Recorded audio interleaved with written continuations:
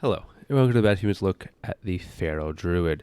In this video, I'm going to be talking through all of the passives and abilities that the Feral Druid has, as well as going through all of the talents. We're looking for things like synergy, usefulness, and as a whole, how they all fit together. After that, I'll show you a little bit of the rotation, and then move into talks about how the individual stats might scale in the Feral Druid. Again, not giving stat weights, but again, some sense of how the stats might work in the spec. After that, I will wrap up with a summary, overall thoughts, and again, thoughts for the future here. So let's, of course, start off with stupid bug with our passives here. So we have a lot of passives. So we have Primal Fury. So whenever you crit with a attack that generates a combo point, you gain an additional combo point, and the damage over time cannot proc this. So basically just saying that only off your actual uses, not off the ticks, can you gain the extra. But again, basically whenever you crit, you get extra combo point. Definitely very useful.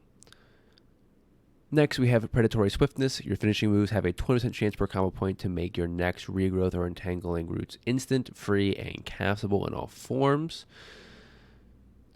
Omen of Clarity.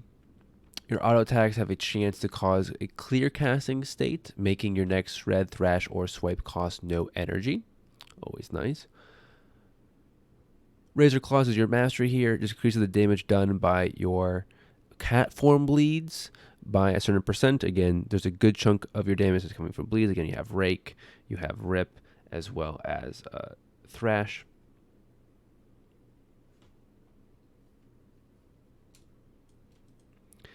Moving on along, we have Infected Wounds. So Rake causes infected wounds on the target, just reduces their movement speed by 20% for 12 seconds. Of course, we have our Flight form, Feral Instincts, reduces the chance enemies have to attack you while on prowl. Feeling Swiftness just increases your movement speed by 50%. This again comes from the Balance Affinity that I'm taking currently, but don't worry about that for now. Of course, we have Aquatic form. This is the talent. Tiger's Fury, first ability here, 30-second cooldown, instantly restores 50 energy and increases the damage of all your attacks by 15% for their full duration. The key thing here is that full duration part. So again, the way that bleeds work, there is a sense of kind of snapshotting. So if you use this and hit it, it'll get the buff for the entire duration. Now again, the snapshotting has more to do with Ferocious Bite and Rip, we'll look into later. But the idea here is if you can stack a bunch of things in Tiger's Fury, this will last a full duration. So again, when the Tiger's Fury ends, you would keep that increased damage for the duration of the bleed. Thrash is an 45 energy, strike all nearby enemies, dealing a bunch of bleed damage and additional bleed damage over 12 seconds. Awards one combo point. Again, it costs 45 energy. So again, this is basically again your AoE. AoE ability, put out your bleeds, and then of course we'll get to swipe here next. That swipes nearby enemies, inflicting damage. It does more damage against bleeding targets. So again, the idea would be that you would thrash, put the bleeds up, and then be swiping after that.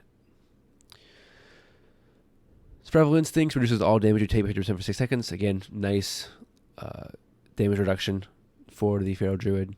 We have Sunfire. That again is part of the Moonkin aura, basically. So again, we'll skip those. Stampeding Roar. So again, this is something that Feral and Guardian both share. Let's lose a wild roar, increasing the movement speed of all friendly players within 18 yards by 60% for 8 seconds. So that's nice. Soothe the target, dispelling all enrage effects. This is now the only de-enrage in the game. Hunters had Trank Shot for a while. I wish they would give it back. But this is the only de-enrage in the game is Soothe. So if that's something, then Feral might be good. So the Wrath, it gets part of the Moonkin. Skull Bash is your interrupt. Shred. Shreds the target, causing physical damage. Deals more against bleeding targets. Now, if you're Stealth, it deals 50% increased damage and has a double chance to critically strike. Rip, finishing move that causes bleed damage over a certain amount of time. Damage is increased per combo point.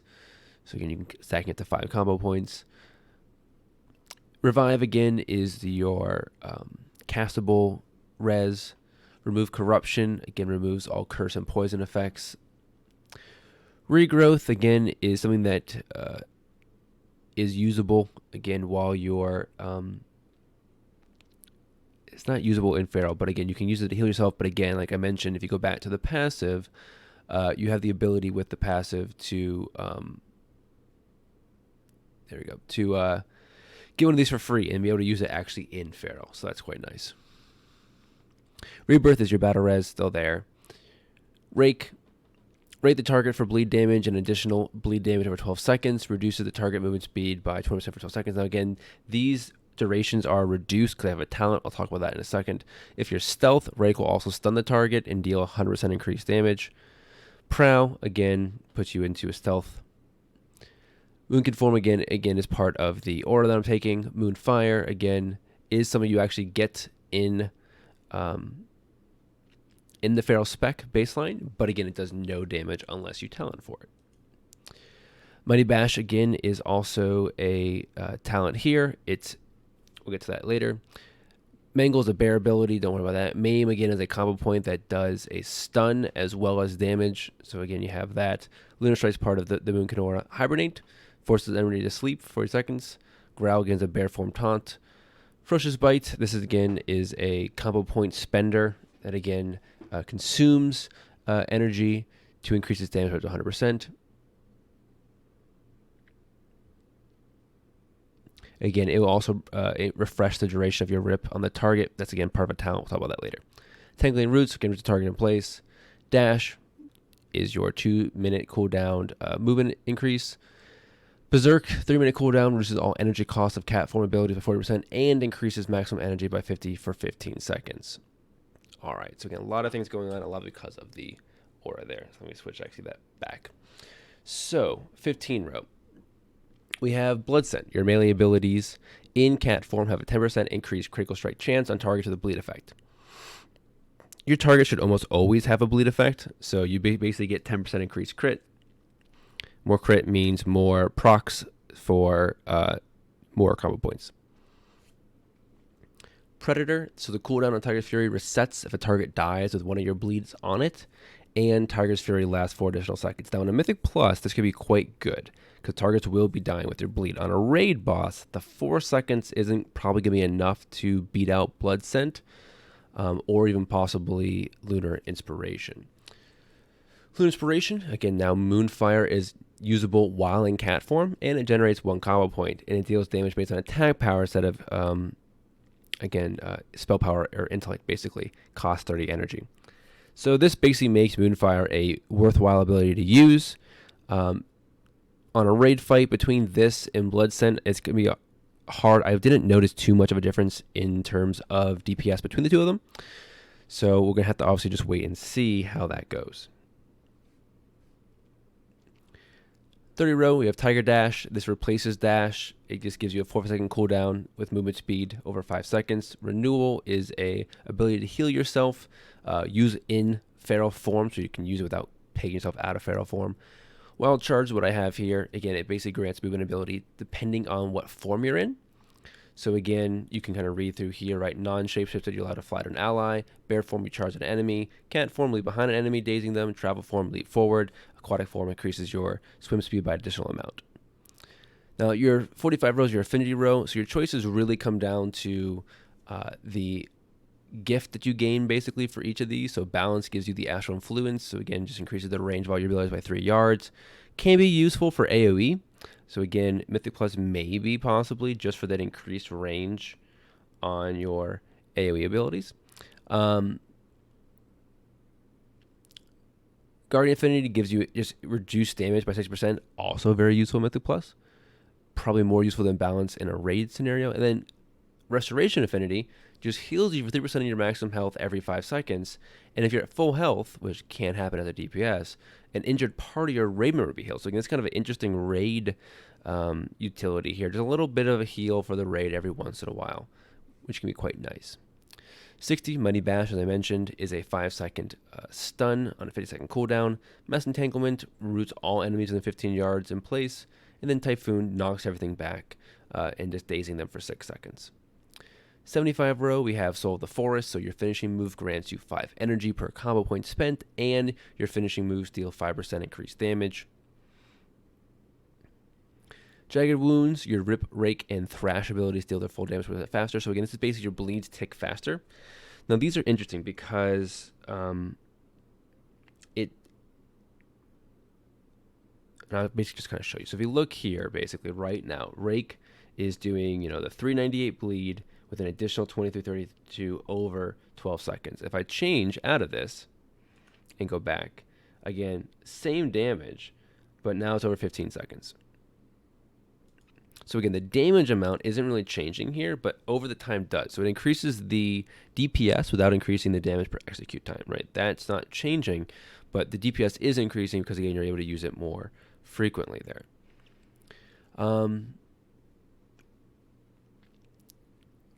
Incarnation, King of the Jungle. So an improved cat form that allows the use of Prow once while in combat, causes Shred and Rake to deal damage as if stealth were active, and reduces the cost of all cat form abilities by 40% and increases maximum energy by 50. So interesting row here. Again, I'll talk about how there's some synergy between some of these talents and the remaining ones here in a second. 90 row, Sabretooth. So Ferocious Bite deals 20% increased damage and always refreshes duration of Rip. So basically you put Rip up once and this will refresh it. Now this is what I mean by snapshotting. Whatever the damage of your ticks are on Rip gets refreshed. So for example, if you were to Tiger's Fury and then Rip, the Rip would be increased damage, 15%, and anytime you Ferocious Bite and you refresh it, it would keep that increased damage. Now, the other important thing here is Jagged Wounds allows them to tick basically faster, because again, it's the same damage over less time. So again, you're basically getting your number of ticks there again is going to be changing, and so the ticks are faster because again, same damage is now spread across different amount of ticks. So again, this actually has an effect with Sabretooth as well, because again, the tick damage again changes here, and that thing is refreshed with Sabretooth. Brutal Slash replaces Swipe and strikes all nearby enemies with a massive slash, inflicting physical damage, awards 1 combo point. This now has 3 charges. So that's actually a quite nice idea for, again, AoE. It's one of the few AoE talents you can actually even take in this whole tree. And so, yeah, this is actually going to be very good for that. Savage Roar is the last one here. So it's a finishing move that increases damage by 15% while in cat form. It lasts longer per combo point. So again, at 5 combo points, it lasts for 36 seconds. So the one thing I can say about Savage Roar is if you take it, I would take Jagged Wounds. The main reason is that without Jagged Wounds and Savage Roar, you end up having the duration of Rip being very close together. So again, for example, if I take Soul of the Forest here, Rip lasts for 24 seconds, your Savage Roar is 36. The amount of time that it takes to build enough combo points up makes them about the same. So you end up losing some uptime, whereas I found with Jagged Wounds, it just pans out perfectly, basically, between your ability to refresh your Rake, your Rip, and then also keeping Savage Roar up as well. So that's one thing to keep in mind. Just for maintenance sake, this might be an interesting pairing. 100 row, we have Moment of Clarity. So then Moment of Clarity, the passive, now triggers 50% more often. It can accumulate 2 charges and increases the damage of your next Shred, Thrash, or Swipe by 15%. It also passively increases your maximum energy by 30. Again, the idea here being that with these procs, you might cap out on energy easier. So it gives you more energy pool to work with. Blood Talents, Casting Regrowth or Entangling Roots, causes your next 2 melee abilities to deal 20% increased damage for their full duration. So basically, after you use a finisher, you'll get a free Regrowth or Entangling Roots, and using it causes your next 2 melee abilities to deal 20% increased damage over their full duration. This also works with Rip. So you'll actually see when I do my rotation, but basically what I'm going to be trying to do here is I'm going to be attempting to basically use the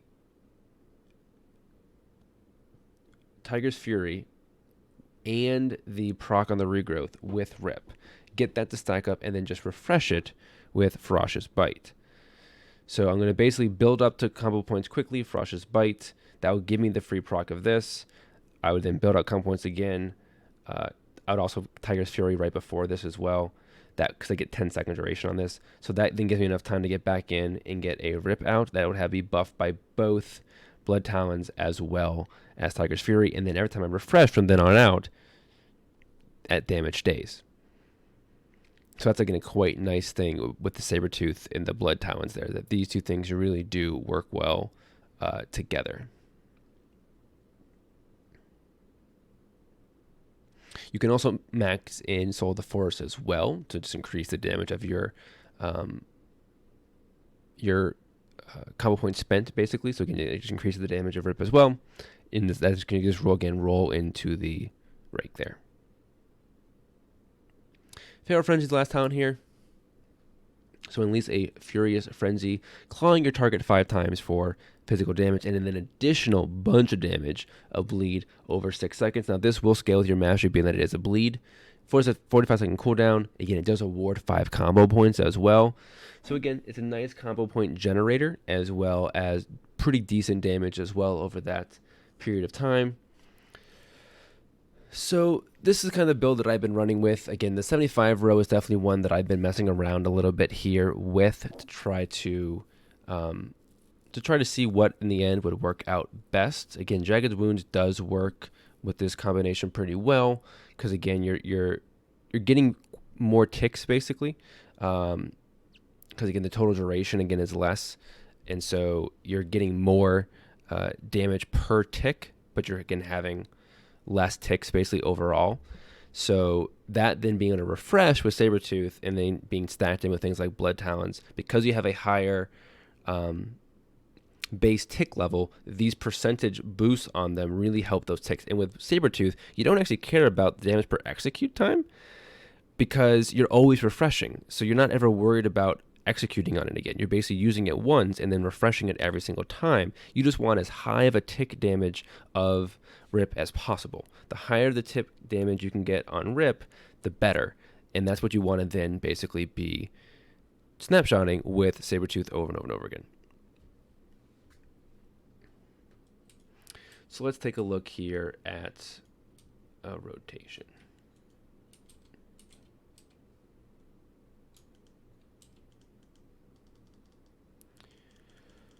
All right, so just building up the combo points. Again, now I got my Tiger's Fury. I'm going to save that proc here for a second. Use it now. Okay, I've got my Rip. And so now that Rip is going to be ticking at the maximum damage.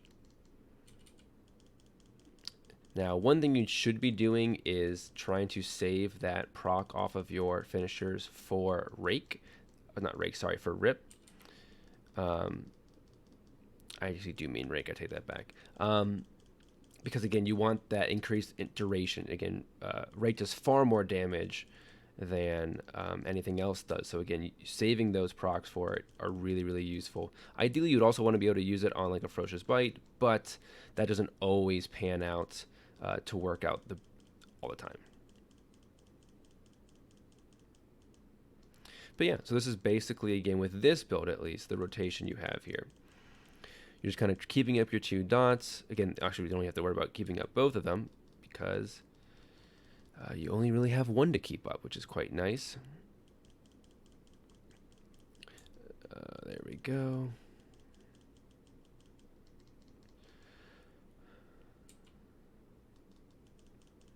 But yeah, so this is basically the rotation here. Now again, of course, with AoE, you'd be using your AoE abilities instead of these single target ones.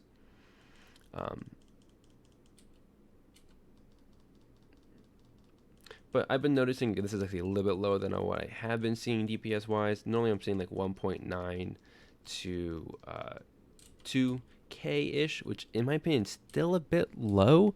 I think this is a good spec for maybe a little aura bump, because again, I definitely think that their damage is a little bit lower than what I would expect. Again, there are other talents that get similar damage-esque as this one. Again, I just found this to be relatively straightforward to play.